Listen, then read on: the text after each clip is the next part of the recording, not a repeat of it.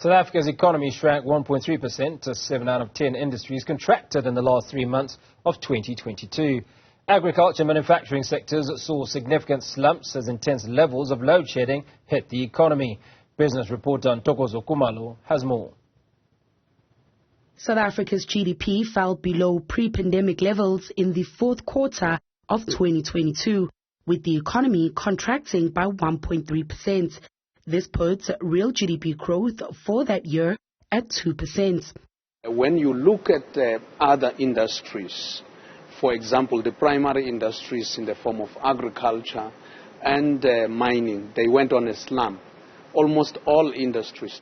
The agriculture, forestry and fishing industries dipped 3.3% in the fourth quarter, contributing negative 0.1 of percentage points to GDP. We have significant problems with electricity. Farmers have been complaining severely about the fact that they cannot produce without, electricity, and that really becomes a problem. And apart from that, the other infrastructural issues, rail, road, ports, the sector does what it can, and farmers do absolutely everything they can, but these issues are important. The manufacturing sector pulled the secondary sector of the economy down after realizing a 0.9% contraction in the fourth quarter, with the industry facing the same headwinds as farmers. Rodseth explains that the manufacturing sector is agile and needs consistent growth over a long period of time, and that finding holistic solutions to the energy crisis will give the sector a boost.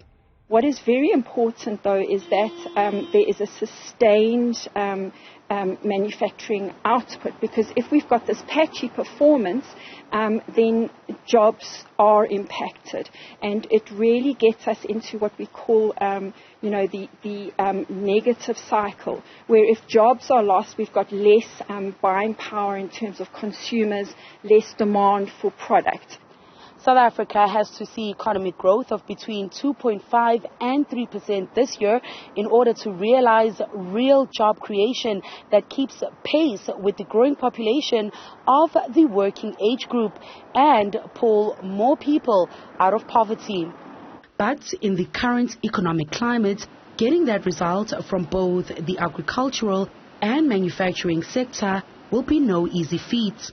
If farmers cannot make their targets in terms of production and income, they need to cut costs. And inevitably, sadly, at some point that also goes to the labor front. And they have to make provision for the fact that they cannot pay enough people enough for the work that needs to be done, or the work that cannot be done. 6 out of the 10 industries in the economy are yet to recover from their pre-pandemic levels of production. This makes solutions to the energy crisis critical if South Africa is to escape a prolonged recession. For Newzroom Afrika, Channel 405, I'm Ntokozo Khumalo in Johannesburg.